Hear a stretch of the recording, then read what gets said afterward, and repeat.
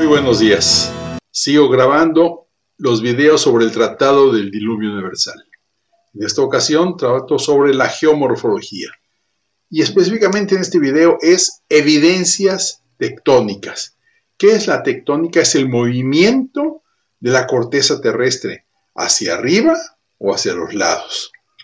Y en este caso también hasta del manto, porque hay rocas desde el manto, como las afiolitas, y las rocas metamórficas de ultra alta presión, como los diamantes.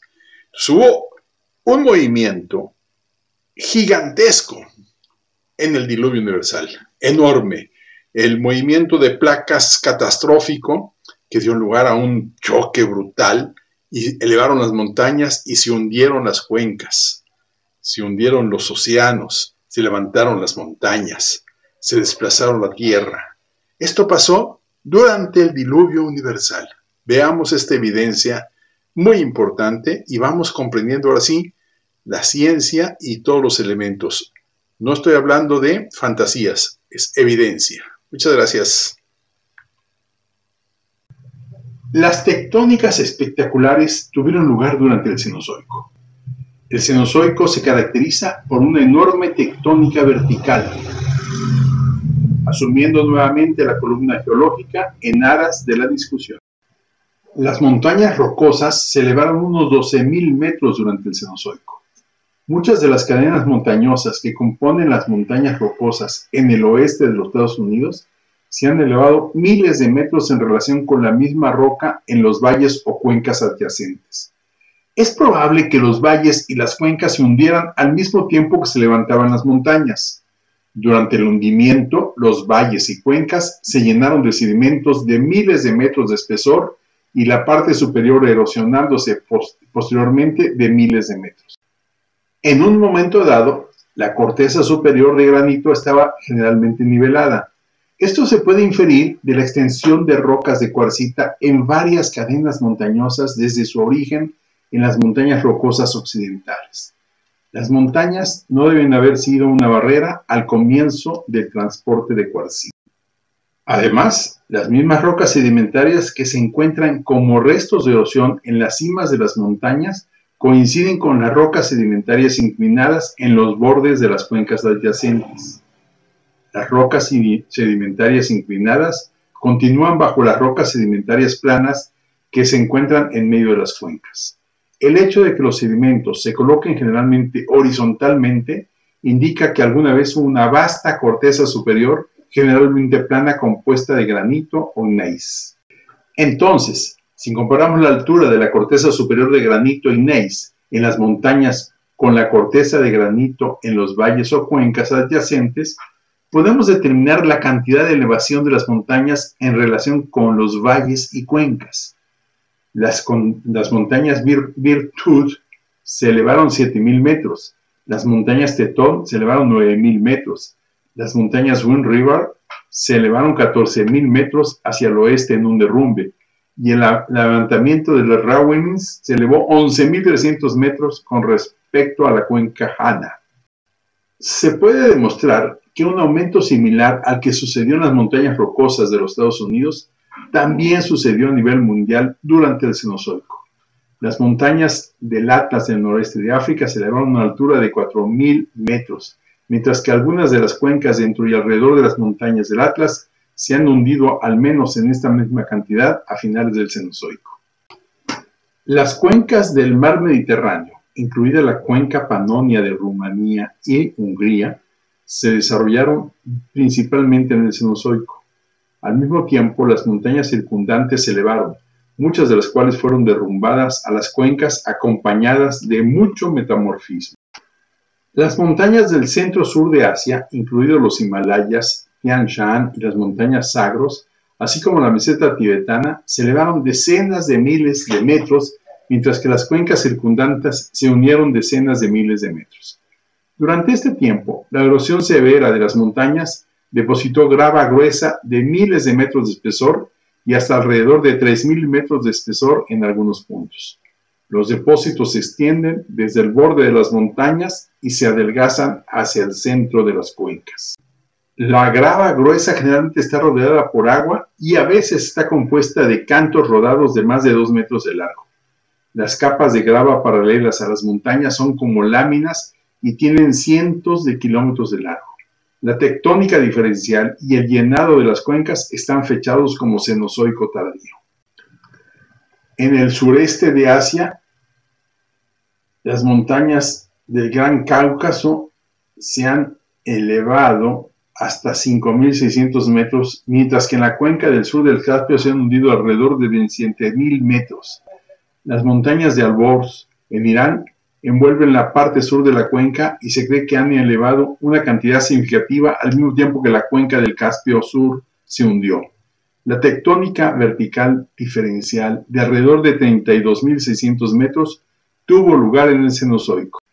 Tremendos movimientos de placa horizontales. No solo hubo tremendos movimientos verticales diferenciales durante el Cenozoico, sino que asumimos la tectónica de placas, también hubo enormes movimientos horizontales de placas durante el movimiento de la placa cenozoica.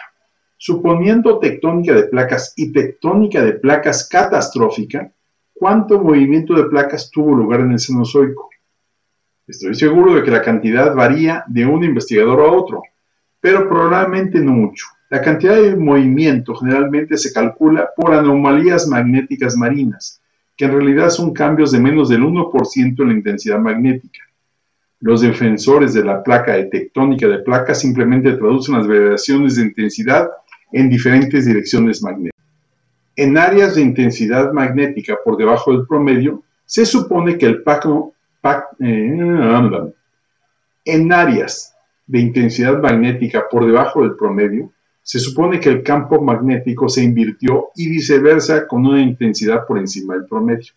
Sin embargo, los cambios en la intensidad magnética pueden deberse a otras causas, como cambios en la susceptibilidad magnética o la posibilidad de que las rocas se vuelvan magnéticas, lo que abre otras posibilidades para la explicación de anomalías magnéticas marinas distintas a la tectónica de placas. Si asumimos la tectónica de placas y encogemos el horario estándar, el supercontinente Pangea no comenzó a romperse hasta mediados del Mesozoico. Aproximadamente la mitad de esto habría sido durante el Cenozoico. El Océano Atlántico Sur se abrió 2.400 kilómetros, el Pacífico Sur 2.600 kilómetros y el Pacífico Norte 5.000 kilómetros durante el diluvio. India chocó con Asia en el Cenozoico. El rápido movimiento horizontal durante el diluvio hizo que la India se estrellara contra Asia y levantara todas las montañas de la región.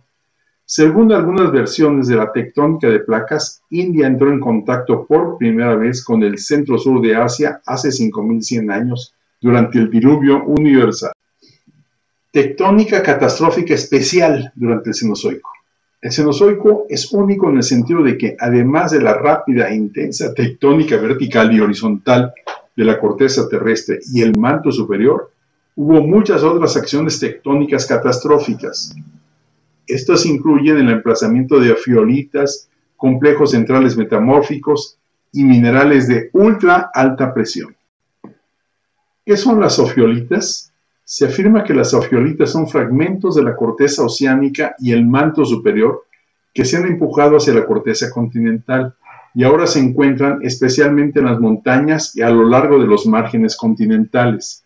Numerosas ofiolitas afloran ampliamente en las montañas, desde los Alpes hasta el este en el Himalaya. Un conjunto de ofiolitas ideal consiste de abajo arriba de periodotita, gabro, diques de lámina, basalto con lavas almohadilladas y rocas sedimentarias. La peridotita es una roca del manto superior, mientras que el resto de la secuencia consiste en capas de la corteza oceánica. Por lo general, faltan partes de esta secuencia vertical, pero nunca las rocas del manto superior. A menudo falta el complejo de diques revestidos y las rocas sedimentarias. El basalto también puede variar de delgado a ausente.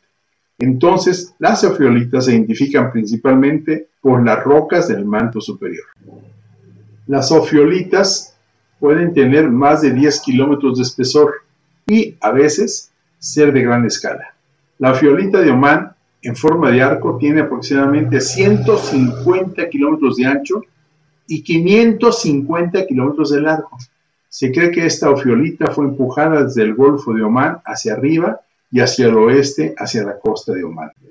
El origen de las ofiolitas ha sido objeto de controversia durante mucho tiempo. Una hipótesis favorecida es que la corteza oceánica se generó en las dorsales oceánicas y se extendió. Después de chocar con los continentes, la corteza oceánica fue forzada hacia arriba y sobre la corteza continental. En algunos casos, posiblemente durante cientos de kilómetros. Las ofiolitas a veces poseen rocas metamórficas de alta temperatura en sus bases. El grado de metamorfismo disminuye hacia abajo desde la base, lo que indica calentamiento por fricción de deslizamiento. Otro problema es que en la actualidad no existen lugares donde las ofiolitas se golpeen contra la corteza continental o se generan en las montañas. En otras palabras, no tenemos análogos modernos. Esto es contrario al principio del uniformismo en el que se basa toda interpretación geológica dominante. También dificulta el desarrollo de una comprensión profunda de cualquier mecanismo propuesto. En verdad, no parece haber ningún mecanismo creíble para el emplazamiento de ofiolitas. Ofiolitas cenozoicas. Una poderosa sobrecarga de la corteza oceánica sobre la Tierra después de la inundación. Los ofiolitos están muy extendidos y datan desde el Precámbrico medio hasta el Cenozoico. No hay muchas ofiolitas cenozoicas. Predominan en los periodos Cretácico y Jurásico. Las ofiolitas cenozoicas se encuentran principalmente en el suroeste del Pacífico, especialmente en Indonesia, la zona del Mar Rojo, Chile del Sur y Japón. Las ofiolitas se han estudiado en el norte de las Islas Filipinas. Se han estudiado en el norte de las Islas Filipinas y está fechado como Mesozoico tardío y Cenozoico temprano. Una ofiolita en la isla Macquarie, en el sur de Nueva Zelanda, está fechada como Cenozoico tardío. Teniendo en cuenta el grosor de las ofiolitas y lo lejos que fueron empujadas horizontalmente y hacia arriba sobre la corteza continental más ligera, solo la teoría de la hidroplaca puede explicar esas fuerzas durante el diluvio. Complejos centrales metamórficos durante el diluvio. Los complejos de núcleos metamórficos son generalmente levantamientos en forma de domo o arco de roca de tipo metamórfico y granítico, superpuesto por roca no metamorfoseada que generalmente se ha deslizado cuesta abajo en un ángulo bajo durante el domo. El deslizamiento comúnmente se llama falla de desprendimiento. La cúpula resultante a veces puede denominarse cúpula de gneiss, ya que son principalmente gneiss y granitos los que forman la cúpula. A veces, los minerales de ultra alta presión están asociados con ellos. Son estructuras relativamente grandes, pueden tener hasta alrededor de 100 kilómetros de ancho. Muchos creen que las cúpulas se elevaron alrededor de 16 kilómetros, y los complejos de núcleos metamórficos son a menudo las montañas más altas de la región. Están acompañados de un volcanismo considerable. Otros complejos metamórficos cenozoicos se encuentran en el Mar Egeo, en Grecia, Turquía, Irán, Tíbet, Eslovaquia, Venezuela, Trinidad, Nueva Zelanda y en el este de Nueva Guinea. Este último es el más joven, datado entre 2 y 8 millones de años, el Cenozoico tardío. También está asociado con minerales de ultra alta presión. Son un enigma evolutivo uniformitario. Representan tremendos eventos tectónicos. Se relacionan mejor con la etapa de retroceso de la inundación del diluvio universal. Los minerales cenozoicos de ultra alta presión implican elevaciones posteriores a la inundación de al menos 100 kilómetros, que concuerda perfectamente con la teoría de la hidroplaca.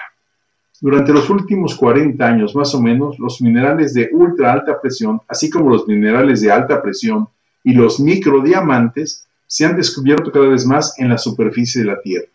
Estos minerales han causado una gran frustración a los científicos uniformistas, porque implica un metamorfismo de alta presión desde las profundidades de la Tierra. Pero los minerales ahora se encuentran en un entorno de baja presión en la superficie de la Tierra. Los minerales de ultra alta presión se encuentran comúnmente en el Cenozoico como en los Alpes, lo que implica un rápido levantamiento desde aproximadamente 100 kilómetros de profundidad. Las rocas de ultra alta presión del Cenozoico tardío se encuentran en el domo del Neis, en el este de Papúa Nueva Guinea. Se cree que los minerales de ultra alta presión en las montañas del sureste de España se han levantado de unos 65 kilómetros en el Cenozoico tardío. Las rocas de ultra alta presión en el Himalaya, lo que implica levantamiento desde menos de 90 kilómetros, también tienen una edad cenozoica. Los diamantes en las rocas de una intrusión en Japón indican un levantamiento de más de 170 kilómetros. Es interesante que se asume que la roca es la escarpada y material deformado del océano, como la placa del Pacífico subducida debajo del Japón, lo que significa que se cree que el origen de la roca es de poca profundidad. Pero los diamantes dicen lo contrario.